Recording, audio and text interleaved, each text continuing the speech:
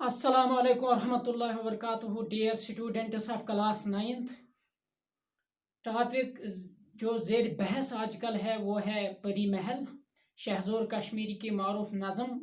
इसी को पढ़ने जा रहे हैं। इसके 3 बंद ऑलरेडी हम डिस्कस कर चुके हैं, चौथे से शुरुआत होगी आज। शायर कहते हैं को सब्ज़ा पोश पर है जू फगन कसरे ज़री। शायर कहते हैं कोह सब्ज़ा, यानी जो ये सब्जादार को है, सब्जादार ये जो माउंटेन है जिस पर ग्रीनरी, सरसब्जी, शादाबी और हरियाली ही हरियाली फैली हुई है, इस पर क्या है, इस पर जू फगन यानी वहाँ रोशनी फैली हुई है। जू के माने रोशनी, जू फगन कसरे जरी, वहाँ जो ये कसर है, जो ये पैलेस है, जो ये परी महल है, ये रोशनी फैलाता हुआ वहाँ दिखाई देता है। उसने चारों तरफ वहाँ से इस परी महल ने चारों तरफ वहाँ रोशन ही रोशन इस माहौल को कर दिया है। तूर की बिजली है गोया जलवे महवे जलवे गस्तरी।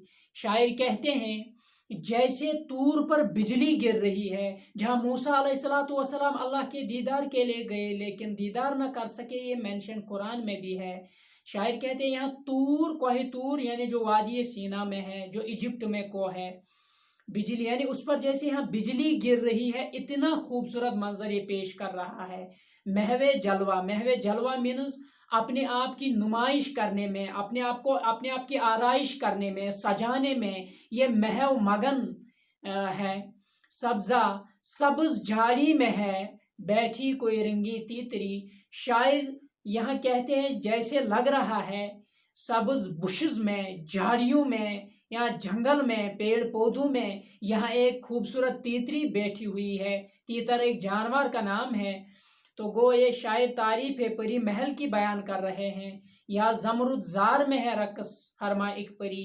शायर कहते हैं या जमरुदजार मीन्स कीमती पत्थर, जमरुदजार यानी कीमती पत्थरों में एक परी रक्स करते हुए दिखाई दे रही है या रक्स करती हुई वो नजर आ रही है। ये तमाम तारीफें शायर यहाँ बयान कर रहा है कि इसके इसी परी महल के, यानी परी महल क्या लग रहा है वहाँ, ये कौन सा अजीब और गरीब मंजर वहाँ से पेश कर रहा है। चांद उतरा है फलक से सरजमीन हुस्न पर, यानी सरजमीन हुस्न कश्मीर की सरजमीन है, यानी इस खूबसूरत जमीन पर, जबरवन इन पहाड़ियों पर, इन हिल्स पर, वहां से गोया लग रहा है कि चांद जो ये आसमान है वहां से चांद नीचे उतर कर आया है, इसीलिए वहां ये इतनी सज रही है, ये वहां से इतनी खूबसूरती का मंजर पेश कर रही है। सब्त से या कश कए रंगी जबी हुस्न पर, या लग रहा है कि माथे के इस खूबसूरती के इस हुस्न पर माथी का एक तिलक है, एक दाग और धब्बा लगा हुआ है, एक दाग लगा हुआ है, धब्बा लगा हुआ है। और शायर कहते हैं बादल तकदीस के बादल छलकते हैं यहाँ। शायर कहते हैं बादल तकदीस के बादल छलकते हैं यहाँ, यानी यहाँ बारिशें पाकीज़ा बारिश बरसती रहती है। यहाँ रेनफॉल टाइम एंड और अगेन होता रहता है। बादा मीन्स यही बादल यानी बारिश, तकदीस के माने हैं कुदस से बना वर्ड पाकीज़ा, यानी यहाँ पाकीज़गी के बादल हमेशा बरसते रहते हैं। गुल चटकते हैं यहाँ बुलबुल चहकते हैं, यानी ये वो जगह है जहाँ बुलबुल जो अपनी बोली में चहचहाट में महव मगन रहते हैं। इसी तरह देखा जाए गुल जो है ये भी चटकने में हमेशा बिजी रहते हैं। गुल चटकते हैं इस जगह पर, फूल महकते हैं इस जगह पर, बुलबुल चहकते हैं इस जगह पर। चटकना मीन्स जब ये फूल बिन खिला होता है तो फिर खिलते हुए ये कुछ आवाज़ें पैदा करता है, साउंड्स क्रिएट करता है जो शायद हमें सुनाई नहीं देती है, इसी का नाम है चटकना। नर्म राव अत्र जा जू के महकते हैं यहाँ। शायर कहते हैं जो फूलों की अतर है और ये भी इस हवा में हमेशा महकती रहती है, ये भी हवा को मुअत्तर करती रहती है, ये भी एक दूसरे से एक जगह से दूसरी जगह हमेशा चलती रहती है। और मलाइक वजद में आकर लहकते हैं यहाँ। ये वो जगह है जहाँ मलाइक आकर, फरिश्ते आकर वो भी यहाँ मसरूर महव और मगन हो जाते हैं, वो भी यहाँ अपने आप को खो देते हैं। اور یہاں اتنا اچھا منظر دیکھ کر ان کو یہ بھی معلوم نہیں کہ ہم کہاں ہیں، یعنی وہ وجد میں آتے ہیں۔ ذہن شاعر کے تخیل کی ایک تصویر ہے۔ شاعر کہتا ہے جو کچھ میں اس نظم کے ذریعے بیان کر رہا ہوں دراصل یہ میرا تخیل ہے۔ تخیل کا مطلب ہے امیجنیشن، تخیل کا مطلب ہے خیال، یعنی یہ میں اپنے خیال سے، اپنی امیجنیٹو پاور کے ذریعے سب کچھ آپ کے سامنے ایک تصویر اس کی لانے کی کوشش کر رہا ہوں جو لفظوں کی تصویر ہے، یا حسین پریوں کے دلکش خواب کی تعبیر ہے، یا یہ حسین پریاں جو ہے یا ان کا ایک خواب ہے جو خوبصورت دلکش مینس دل لبانے اور لجانے یا دل مرغوب کرنے والا، یعنی یہ حسین پریوں کی، یعنی ایک حسین پریوں کا ایک خواب ہے جس کو میں بیان کر رہا ہوں۔ شام ہے اس گل کدے کی بے مثال و لاجواب، شاعر کہتے ہیں اس گل کدا کے معنی گھر، گل کے معنی ہے پھول، یعنی پھولوں کے اس گھر کی جو شام ہے وہ لاجواب ہے، وہ یونیک اور بے مثال ہے، اس کا کوئی ثانی دنیا میں موجود نہیں ہے، لہٰذا جب شام آتی ہے اس کا کوئی ثانی نہیں ہو سکتا ہے، وہ عجیب اور غریب منظر اس وقت پیش کرتا ہے جو اپنی طرف انسان کو مائل کر دیتا ہے۔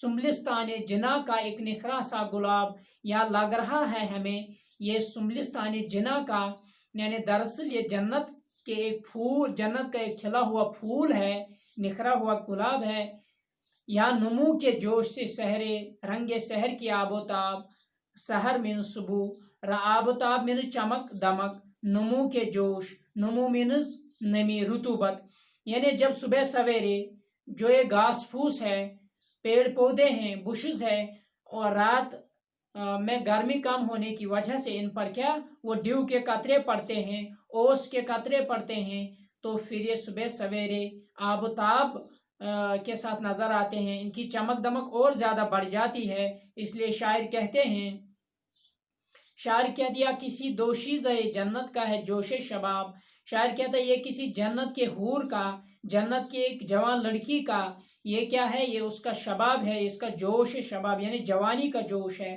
یعنی وہاں اتنی خوبصورتی ہے کہ ہمیں لگ رہا ہے ایک لڑکی کا جوش شباب سامنے آیا ہے، ہر قدم پر ہے یہاں اہتمام رنگ و بو، شاعر کہتے ہیں یہ وہ جگہ ہے یا کشمیر وہ جگہ ہے، یہاں جگہ جگہ پر، یہاں ہر قدم پر اہتمام رنگ و بو، پھول کھلے ہوئے ہیں، یہاں ہر قدم پر پھول ہی پھول نظر آتے ہیں، ہر نہال نو کے ہاتھوں میں ہے جام رنگ و بو، اور ہر پودا جو ہے اس کے ہاتھ میں ایک نیا رنگ و بو ہے، اور ایک نیا شراب کا پیالہ ہے، نئے نئے قسم کے پھول ہر پیڑ پر لدے ہوئے ہیں، کھلے ہوئے ہیں، لگے ہوئے ہیں، لہذا شاعر نے ان تمام بندوں میں عکاسی بیان کرنے کی کوشش کی ہے پری محل اور اس کے آس پاس کا جو ماحول ہوتا ہے وہ کس طرح کا ماحول پیش کرتے ہیں، یہی تصویر، یہی تعبیر اور ایکسپلینیشن اپنی اس پوئٹری، اپنی اس نظم کے ذریعے شاعر نے بیان فرمانے کی کوشش کی ہے، جو آپ بار بار اگرچہ اس نظم میں دقیقت اور سکیکت والے الفاظ استعمال ہوئے ہیں، لیکن اس کے باوجود جو ہے آپ پری محل کو مد نظر رکھیں اور اس کی تعریفیں اور ستائش یہاں بیان ہو رہی ہے، تو انشاءاللہ یہ نظم اس میں کوئی ڈفیکلٹی معنی میں نہیں ہے۔ تو dear students, I hope you would have understand all my pointers۔ السلام علیکم ورحمۃ اللہ وبرکاتہ۔